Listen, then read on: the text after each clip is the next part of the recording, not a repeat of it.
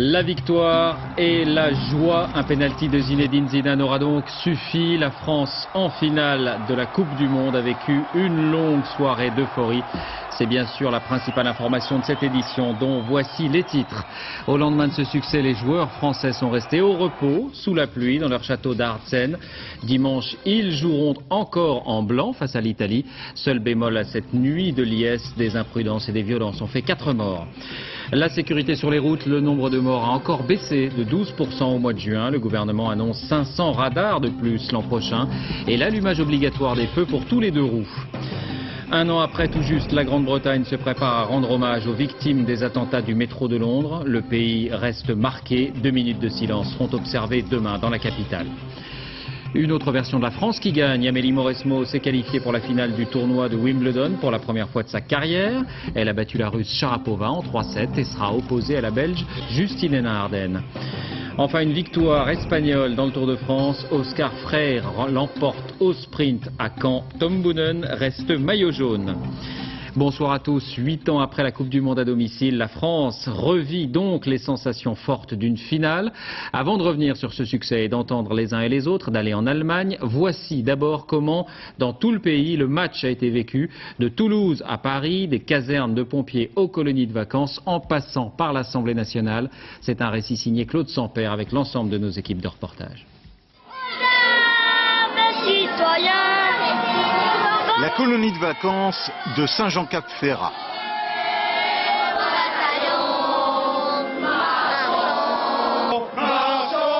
La caserne des pompiers de Villiers-le-Bel. Les jardins de l'Assemblée. Du gymnase de Drancy, en banlieue parisienne. Au stade Charletti à Paris. Il est 21h et toute la France attend le début de la rencontre. En scène dans 12 minutes. Dans les couloirs du théâtre du gymnase, les acteurs ont le trac. Mais cette fois-ci, ce n'est pas à cause de la représentation. Et pour suivre le match, ils ont tout prévu. Voilà. Là j'ai mis mon portable parce que là je vais avoir les messages. Suivre le match en direct. Moi que je l'emporte sur scène, comme ça je sentirai vibrer. J'ai dit à mon fils de faire vibrer le portable dès qu'il y a un but des Français. La pièce peut commencer. Ça y est, c'est commencé. Deuxième chef, caporal Billard. Deuxième équipe. À la caserne de Villiers-le-Bel, comme tous les soirs, le sergent Nicolas Rudeau fait l'appel et répartit une émission. Mais les soldats du feu semblent avoir un peu la tête ailleurs. À l'Assemblée nationale, pas tout à fait la même ambiance, mais la même tension. Il y a Vieira qui a essayé de toucher le ballon, dégagé par Maniche. Au stade Charletti ou à la caserne, les choses sérieuses commencent. Toute la France retient son souffle, comme ici à Toulouse, sur la place du Capitole. Et c'est éprouvant, jusqu'à 21h33.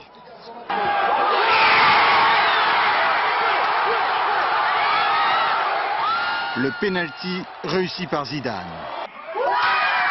Une onde de choc qui parcourt la France du nord au sud.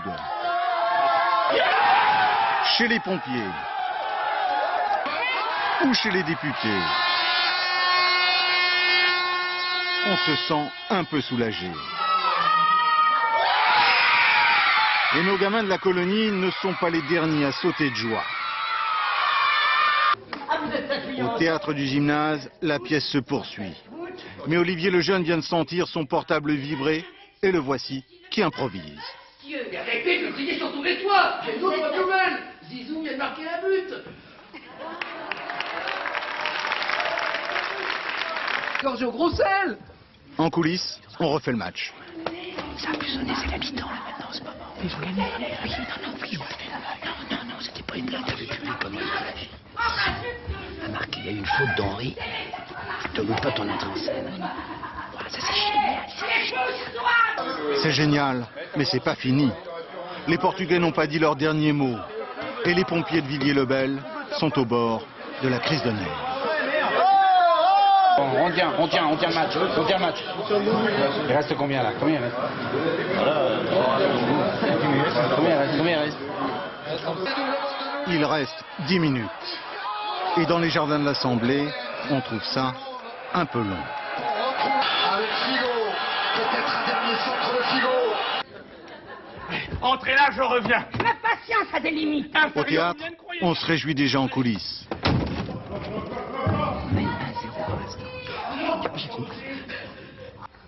Sur scène, on frôle le délire. Le reste, c'est moi. Alors on en est où dans le match? C'est pas vrai. On est toujours en tête, plus que quelques minutes. Et on va aller en finale. Il est 22h52. Et c'est fini. Pour les pompiers de Villiers-le-Bel, comme pour les enfants de la colonie, c'est une longue nuit qui s'annonce. Une nuit déjà commencée pour certains, qui rêvent peut-être déjà de finale. Une nuit où tout semble permis. Voici nos députés en train de faire la chenille. C'était le 5 juillet 2006, un certain soir de demi-finale, France-Portugal.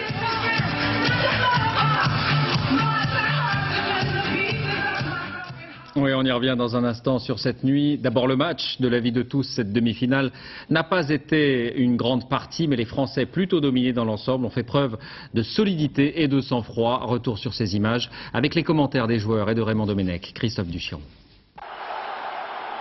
Après match, la victoire de l'équipe de France révèle un pur moment de bonheur et d'harmonie sentimentale. Non pas l'euphorie d'un grand soir, mais le petit bal joyeux des émotions, propre à faire tanguer le cœur des joueurs. L'esprit de corps accompagnait à la perfection l'esprit d'équipe. Il n'y en a pas un qui essaye de faire le héros ou de tirer son épingle du jeu parce qu'il pense qu'il faut se faire voir ou je sais pas quoi. Voilà, il faut se mettre en 4 pour l'équipe. Zizou se met en 4, je me mets en 4 pour l'équipe. Hier soir, avec une belle application, les Français ont encore réussi à faire mal jouer l'adversaire, ce qui en général est un préalable au succès. À la demi-heure de jeu, l'arrière portugais accroche la jambe de Thierry Henry. L'arbitre siffle penalty et Zizou, qui continue d'engranger des points de retraite à force de repousser sa fin de carrière, envoie le ballon dans les filets. Au moment du but, Raymond Domenech ferme les yeux et quand il les ouvre, la France mène 1-0. Pour tenter d'égaliser, histoire d'abuser l'arbitre, les Lusitaniens vont s'essayer à l'improbable technique du saut dans le vide. Ils tombent comme des feuilles un jour d'automne, autant vous dire un grand numéro d'acteurs. On connaissait la plonge au restaurant, le plongeon en piscine, voilà les plongeurs de surface de réparation. Sous l'œil rigolard de Raymond Domenech, c'est plus un match de foot, c'est Monsieur Cinéma. La fin du match est aussi chaude qu'un jour d'été à Lisbonne. Les Portugais, malgré quelques efforts méritoires, ne réussissent pas à marquer. La France est en finale de la Coupe du Monde et d'une certaine manière, le plus difficile commence. Il faut s'organiser, il y a ces 3 jours à vivre, à tout mettre en place et à continuer en se disant qu'une finale c'est bien, mais quand on la gagne. Ça sera pas facile, ça va être très, très difficile, mais en tous les cas, on a les armes et on a vraiment envie tous de le faire. Depuis que l'équipe de France a décrété que l'union ferait la force, elle emballe. Unis par le jeu, unis par l'ambition, unis par le blanc de leur tenue qui désormais remplace le tricolore, les joueurs hier soir étaient unis aussi par l'émotion. Une victoire, on l'a vu, qui a grisé tout le pays. C'est devenu une habitude. Juste après le coup de sifflet final, des centaines de milliers de personnes sont descendues dans les rues un peu partout pour une nouvelle nuit bleue. Yasmina Farber, Lionel Langlade. Les chants du bonheur. Là où les Français enterrent leur mauvaise humeur, là où se récoltent des sourires à l'appel. Et deux fêtes en bleu, blanc, rouge depuis la victoire contre l'Espagne. Et pourquoi pas 3 ? Et 1, et 2, et 3, 0 Et 1, et 2, et 3, 0 Ils sont fous les Portugais. Ils ont cru qu'ils allaient battre Zizou. C'est nickel, du Zidane, il n'y a rien à dire. À Marseille, les supporters mettent le feu. Sur le Vieux-Port, résonne un petit air de déjà entendu.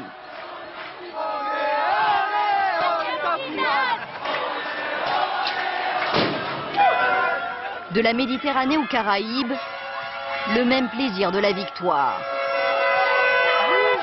Cocktail du jour à Pointe-à-Pitre, tiponche et but. Je suis heureux qu'il y ait énormément de Guadeloupéens ou de Martiniquais dans l'équipe de France. C'est merveilleux. À Drancy, près de Paris, c'est cette France, black blanc beurre, qui exulte. La cité de la Muette hurle de bonheur. On l'avait dit tout à l'heure, vous ne croyez peut-être pas. On a apprécié la victoire. Ils ont gagné pour toute la France. Ils ont gagné pour tous les Français. On a montré qu'on était là. On est sur toutes les origines. On est là, c'est derrière la France. Pendant ce temps, au Portugal, la tristeza est un cri du cœur. Le Portugal méritait de gagner. L'arbitre a été acheté. Le Portugal a été volé. Le Portugal a été volé. Exaltés, déchaînés, les supporters français attendent que les dieux du stade les emmènent jusqu'au bout, jusqu'au but, ramener la Coupe du Monde à la maison. Une joie simple et sans mélange, c'est ce qu'ont vécu près de Montpellier nos correspondants Léo Lamberton et Pascal Ponce. Ils ont assisté au match avec des vacanciers dans un camping de Palavas-les-Flots. Voici leur reportage. Ils n'hésitent pas à mouiller le maillot. Le match vient à peine de commencer, qu'on danse déjà autour du poste de télé. C'est pour supporter la France. Ouais. Bah ouais. Pour leur donner du courage. Ouais, voilà, c'est ça. Qu'est-ce que vous dites dans cette danse? C'est victoire, victoire? Victoire, victoire, 2-0. Quoi 2-0? Pour la France. Au camping des Roquilles à Palavas-les-Flots, les amateurs de foot se sont donné rendez-vous au bar pour suivre le match sur grand écran. Ici, pas de supporters du Portugal, on ne vibre que pour l'équipe de France. On va gagner. Que les Français ici. Allez, Français! Le match a commencé depuis un quart d'heure. Pour l'instant, aucun but n'a été marqué et le patron du bar s'impatiente. Si ça marque, là, ça va travailler. Pas tant qu'il marque un but. Les Français, bien sûr. Pour l'instant, c'est calme. Ouais, ça va. Ça va chauffer, j'espère, dans 5-10 minutes, j'espère qu'on va t'en crier. Et il sera vite exaucé, 33e minute de jeu, le but qui libère tout le monde. Allez, on va gagner là, on est chaud. 1-0, c'est bien parti. Mais pendant le match, tous les campeurs ne sont pas devant la télé. Certains doivent se contenter du son, sans l'image. Et pourquoi la radio et pas la télévision? Il y a les enfants qui dorment. Donc il est resté là, quoi. 22h55, la France s'est qualifiée pour la finale. Au camping, une nuit de fête commence. À Arcachon, c'est auprès d'un spécialiste des sports collectifs de haut niveau que l'une de nos équipes a passé la soirée. Bernard Laporte, entraîneur du 15 de France. Autrement dit, c'est le Raymond Domenech du rugby. Sa Coupe du Monde à lui, elle est dans un an. Et hier soir, il était un supporter comme les autres. Reportage David Bazier, Bernard Bonnard. On se lève. Quand on est dans le restaurant de Bernard Laporte, c'est comme dans sa tribune de rugby. Au moment des hymnes, prière de chanter la Marseillaise du mieux que l'on peut. Car pour le sélectionneur du 15 de France, sport et patriotisme sont au service l'un de l'autre. Des gens supporters, des gens prêts, patriotes, et ça je crois que c'est certainement quelque chose qui nous manque. Et c'est certainement le sport qui peut nous le transmettre, qui peut nous réunir, qui peut nous fédérer. C'est sûr, là Bernard Laporte est le plus heureux de la salle, mais il existe plus partisan que lui pour déclarer le pénalty incontestable. Cet arbitre est très bon parce qu'il a vu une faute minime. Et la minime, elle est très difficile à déceler. Donc il y a faute. Sauf qu'il devrait y avoir la vidéo. Deuxième mi-temps, de plus en plus dur pour la France, la joie de gamin a disparu. Bernard Laporte fait sa tête de coach. Ouais, gentil, oh! Et peu importe, si on pouvait en remarquer sur penalty encore, c'est pas grave. L'important, c'est que dimanche prochain à 21h, on donne le coup d'envoi du match. C'est-à-dire qu'on soit face à l'Italie. Ça y est, la France est en finale. Bernard Laporte danse maintenant sur l'hymne des Bleus, sa chanson préférée, après la Marseillaise, bien sûr. Et puis avant d'aller en Allemagne prendre des nouvelles de l'équipe de France, on s'arrête un instant sur la soirée telle que l'ont vécu les vedettes de cinéma, partis assister au match dans l'avion privé de l'homme d'affaires Jean-Claude Darmon. On en parlait hier. Reportage Pascal Stelletta. 20h30 hier soir, les derniers supporters français arrivent à l'Allianz Arena de Munich. Pour ces quelques amis qui l'accompagnent, Jean-Claude Darmon, ex-grand argentier du football français, a réussi à décrocher la lune. Je reste un enfant qui est positif, qui aime voir gagner et qui aime voir que la France soit au top, quoi. Toujours le même pronostic? Toujours pareil, plus que jamais. 1-0. Se frayant un chemin à travers la foule des supporters portugais qui se sont déjà accaparés la coupe, les Français pénètrent enfin dans l'arène. Et c'est parti pour 90 minutes de spectacle. La patrie, le tour de gloire est arrivé. Entre nous de la tyrannie.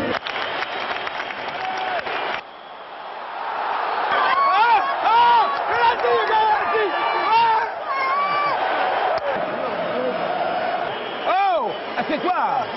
Assieds-toi, merde. Tu regardes pas le penalty debout, toi? Non.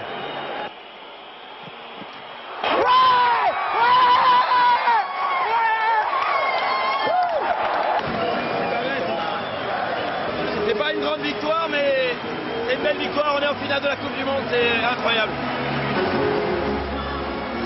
Minuit 30. Fatigués d'avoir trop crié, nos stars remontent dans l'avion qui les ramène à Paris. En attendant le jour de la finale. Moi j'y crois depuis le début, je pense qu'on peut gagner cette Coupe du Monde.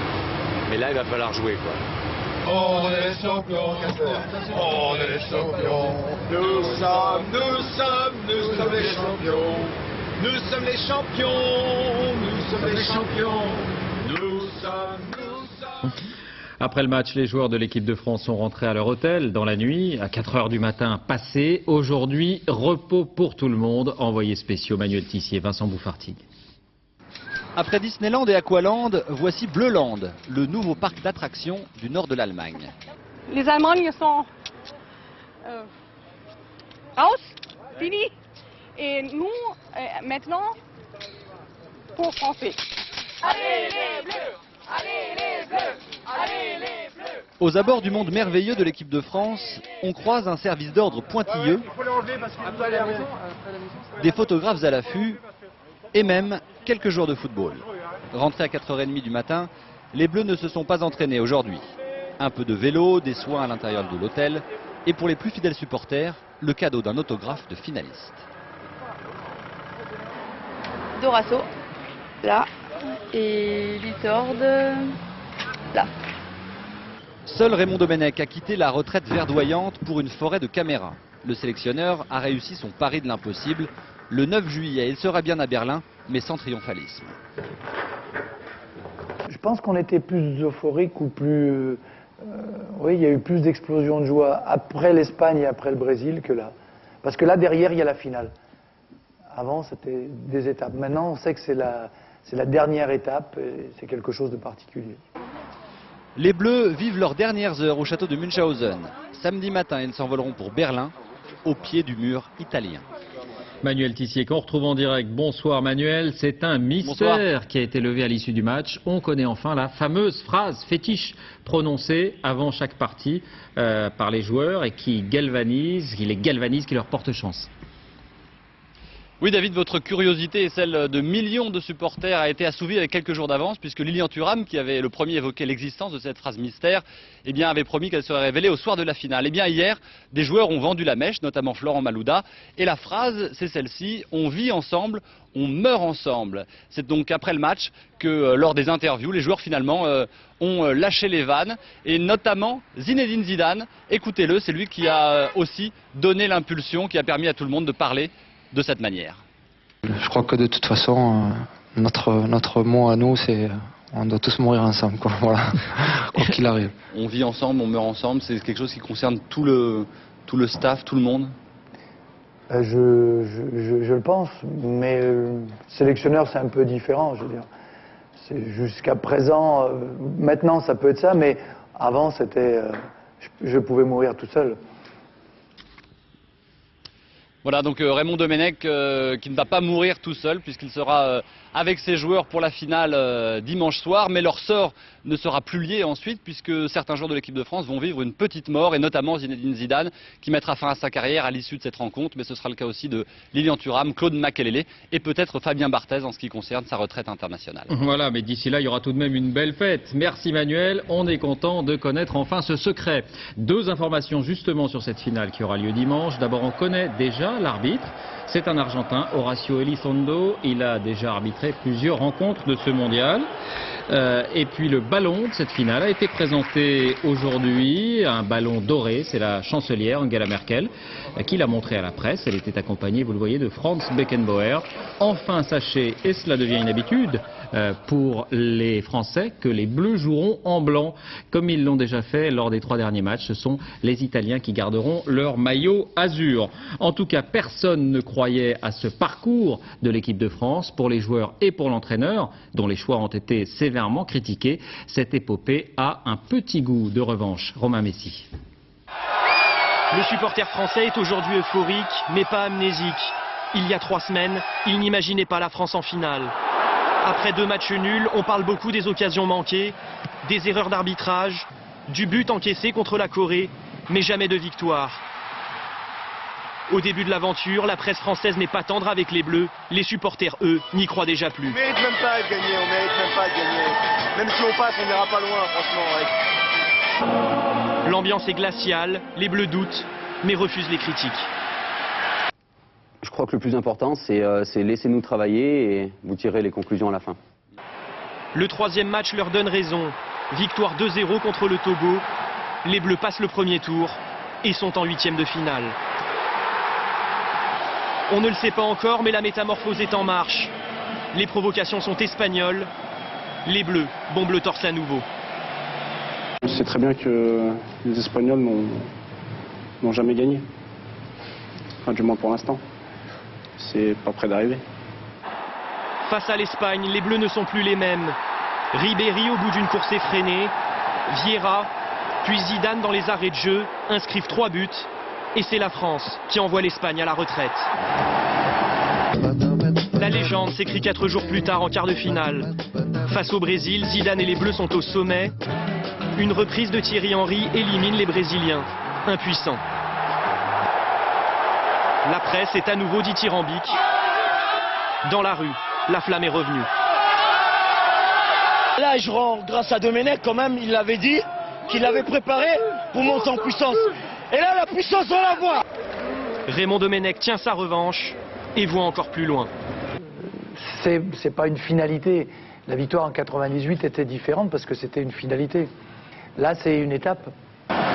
L'avant-dernière étape, c'était hier contre le Portugal. Le terminus, ce sera dimanche à Berlin. Quand le supporter français y pense, il n'en revient toujours pas.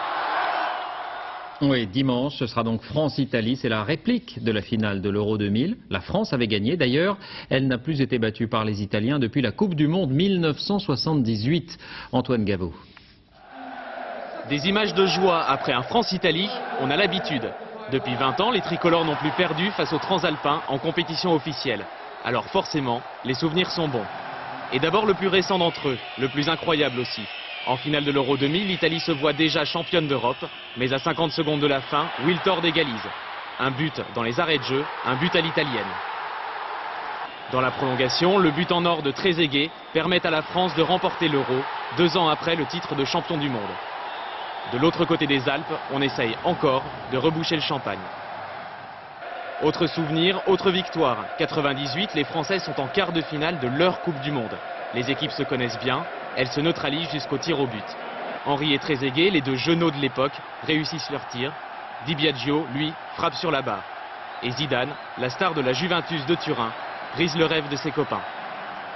En 86, la star de la Juve, c'est Platini. Les conséquences sont les mêmes pour les Italiens. À Mexico, le numéro 10 marque dès le début du match. La France bat l'Italie 2-0 en 8e de finale. La dernière défaite date de 1978. Au mondial argentin, Lacombe marque après 37 secondes de jeu, mais les Italiens reviennent et prennent l'avantage. La France ne passera pas le premier tour. Mais la génération Zidane, elle, n'a jamais connu la défaite face à l'Italie. Et elle n'a pas envie que ça commence dimanche. Alors à Rome, on retrouve en direct Philippe Visserias. Bonsoir Philippe, comment les Italiens réagissent-ils à cette qualification française ? Bonsoir David. Je peux vous dire que les Italiens sont ravis de retrouver la France en finale de la Coupe du Monde. Ils y voient comme un signe du destin. Enfin, ils vont pouvoir venger cette maudite finale de l'Euro 2000. D'ailleurs, dans tous les journaux en Italie aujourd'hui, on retrouve un mot, la rivincita, la revanche. Marco Materazzi, le défenseur de l'équipe d'Italie, a dit « Nous voulons changer l'histoire ». Un mot, mais aussi un visage en une des journaux, celui de Zinedine Zidane, qui personnifie ici cette équipe de France, avec des titres guerriers parfois comme « Zidane, tu ne fais pas peur », d'autres beaucoup plus sympathiques comme la une de la Gazzetta dello Sport, « Cher Zizou, on se retrouve dimanche ». Zinedine Zidane, tout le monde le connaît ici, il fait partie de l'histoire du football italien, il a joué pendant 5 ans à la Juventus de Turin et tout le monde connaît ses qualités. Donc, défi d'un côté, respect de l'autre pour une équipe de France qui, dit-on en Italie, joue à l'italienne, avec sa rigueur défensive, avec son sens du réalisme. Et David, jouer à l'italienne pour des Italiens, c'est un compliment. Merci Philippe. Avant de refermer cette page spéciale, on revient en France. Nous avons voulu savoir ce qu'il restait ce matin, cet après-midi, dans les rues de ce goût de victoire. À Marseille, à Paris ou à Lens, images rassemblées et commentées par Julien Beaumont et Christophe Larocca. Le calme après la fête. Plage de Marseille, les supporters sont là, eux aussi à leur manière ont mouillé le maillot. Et ce matin, il faut être d'une autre espèce pour ne pas penser foot. J'avoue avoir regardé le match de foot hier comme tout le monde parce que l'équipe de France est quand même un moment à part. Mais je m'intéresse pas du tout au foot, donc non, je me suis pas réveillée plus heureuse que la veille. Mais je les ai quand même soutenus et j'étais contente qu'ils gagnent, bien sûr. Dans les rues aussi, on voit encore la ville en bleu, lendemain de match, du déjà-vu pour certains. Ça ressemble bizarrement d'ailleurs aux victoires de l'OM où les lendemains sont rieurs, chantants. Et bien là, c'est exactement pareil, dans ce sens où tout le monde était content, tout le monde a, par exemple, vu l'apéritif, peut-être davantage que d'habitude. Ça donne le sourire, ça donne la vie, ça nous redonne la pêche, on a fond avec l'équipe de France. À Lens, voiture sans klaxon ni warning, et pourtant dans ce garage, la Coupe du Monde rend philosophe. Ça recrée des liens peut-être qu'il n'y avait plus, ou alors de nouveaux liens carrément. Pas qu'au boulot, on en parle un peu plus avec les voisins, avec des gens qu'on ne connaît pas forcément. Donc voilà, on parle de foot. Ça nous fait communiquer. Métro, boulot, péno. À Paris, révision avant la réunion à la machine à café. De quoi sortir de son train-train. Hier, c'était la passion et aujourd'hui, c'est l'analyse. Voilà, et puis on va se préparer pour la finale. Et puis je descends là. On monte en température, hein, comme tout le monde. Hein. Donc c'est bien de participer un peu à toute cette pièce populaire. Des jours comme cela où tout est prétexte à souvenir. Pour un peu, on verrait des photos de douaneaux à chaque coin de rue. Un mot enfin sur les incidents qui ont un peu terni la fête. Hier soir, quelques bousculades et des bagarres sur les Champs-Élysées. La police a finalement interpellé près de 200 personnes. Un peu d'énervement aussi à Poitiers, où une automobiliste qui a voulu traverser la foule a connu quelques frayeurs. Sa voiture, vous le voyez, a été bousculée. Finalement, plus de peur que de mal. Plus grave, 4 personnes ont trouvé la mort, notamment ici à Paris, où un motard a perdu le contrôle de son engin, ou encore à Lyon, où plusieurs personnes ont sauté dans la Saône depuis un pont pour honorer un pari stupide qu'elles avaient fait en cas de victoire de la France. L'un d'entre eux, l'un de ces hommes, n'est pas remonté à la surface. Son corps sans vie a été retrouvé en fin d'après-midi. Dans le reste de l'actualité, d'abord l'enquête sur cet accident au parc Astérix. On en parlait hier. Un garçon de 6 ans est mort noyé pendant une attraction. Elle a été fermée au public. Les premiers constats indiquent que les normes de sécurité étaient parfaitement respectées. Gilles Marinet, Marie Cazot.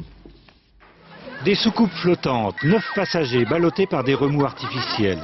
Ils ne sont pas munis de gilets et se cramponnent à une sorte de volant central.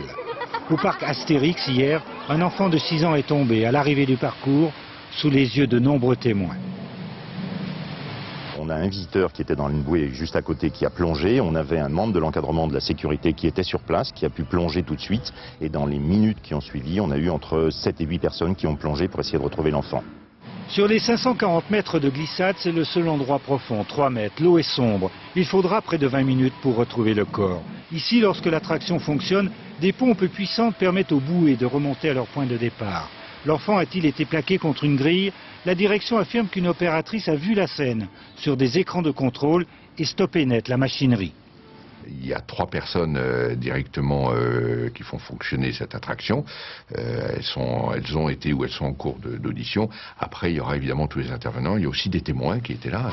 Des témoins qui ont vu le garçonnet se lever et tomber lorsque sa bouée a été percutée par la suivante. Ce groupe d'enfants belges était réparti dans 3 embarcations. À bord de celle de la victime, il n'y avait pas d'adultes.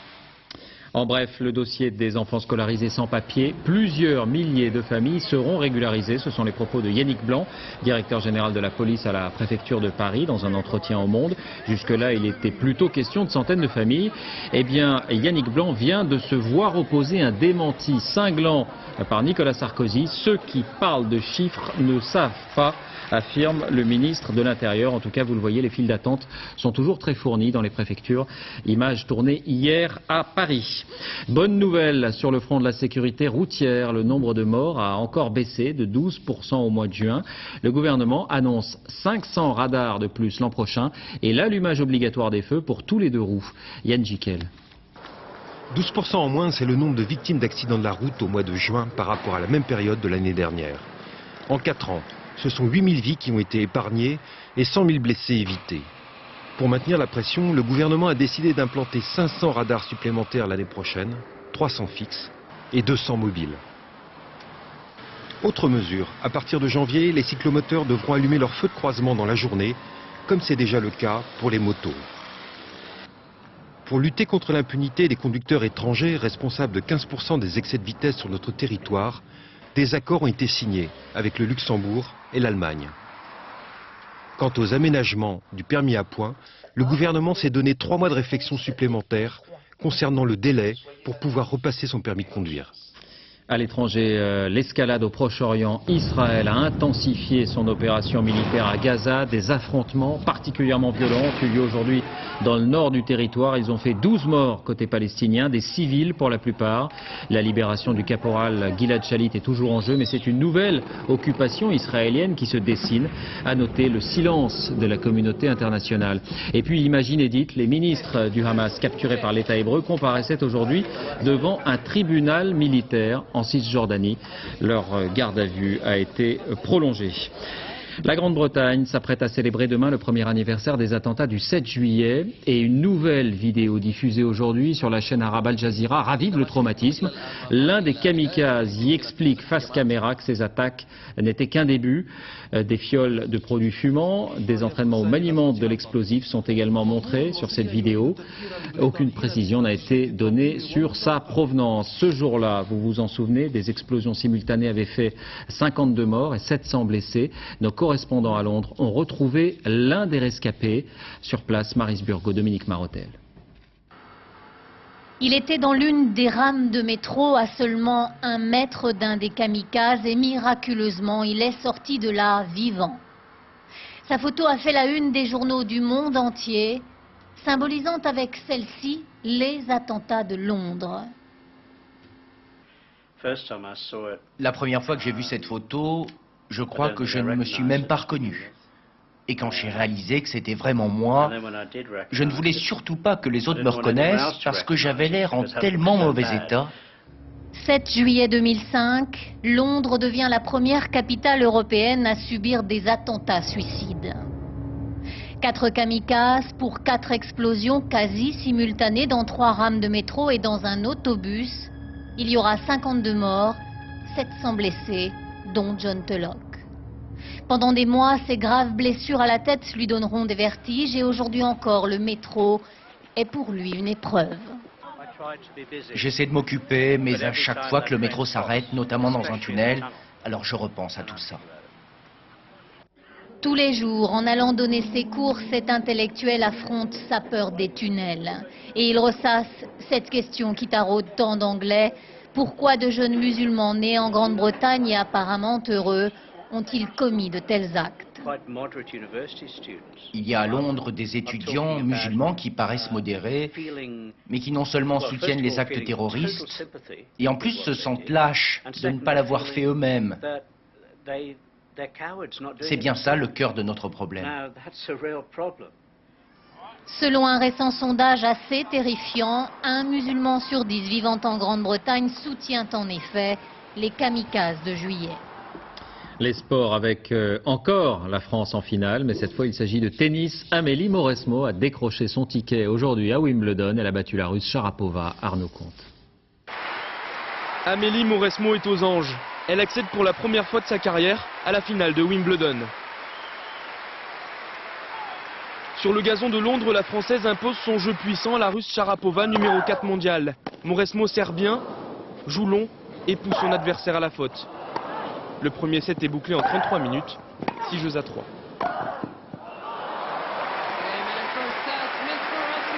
Mais dans la deuxième manche, face aux jambes de 19 ans de Sharapova, Mauresmo baisse d'un ton physiquement et cède le set. Presque anecdotique. Après 3 échecs consécutifs en demi-finale du tournoi, la Française va enfin pouvoir jouer le titre en finale. Victoire en 3-7, 3-6, 6-3, 6-2. Samedi, Mauresmo croisera la raquette de Justine Henin-Ardenne. Après la victoire à l'Open d'Australie au mois de janvier, Amélie espère soulever un deuxième trophée du Grand Chelem. Le Tour de France, 5e étape, arrivé à Caen en Normandie, au sprint comme d'habitude. C'est l'Espagnol Oscar Freire qui l'a emporté. Le maillot jaune reste sur les épaules de Tom Boonen pour le 3e jour consécutif. Le coup d'envoi ce soir du Festival d'Avignon. Après la controverse de l'an passé, il s'agit cette fois d'un spectacle, disons, grand public. Signé Bartabas, le cavalier retourne à ses premières amours et signe un ballet inspiré du monde tzigane. Envoyé spécial Abdel Stéphane, Marc de Langenhagen. Loin de l'agitation avignonnaise, bercé par les grillons, le théâtre Zingaro attend sagement la fraîcheur du soir.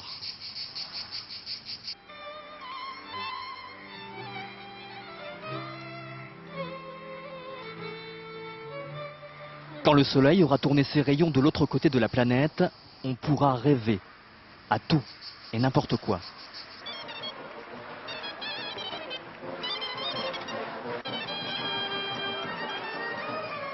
Quasiment 3 heures avant le spectacle, 16 cavaliers et une trentaine de montures se mettent déjà en jambes. Je pense que si nos chevaux étaient serrés et détendus et qu'il fallait rentrer directement sur la piste, ça aurait moins de... ce serait pas aussi intéressant. C'est quand même ça qui est intéressant dans notre métier, quoi. C'est le rapport à l'animal.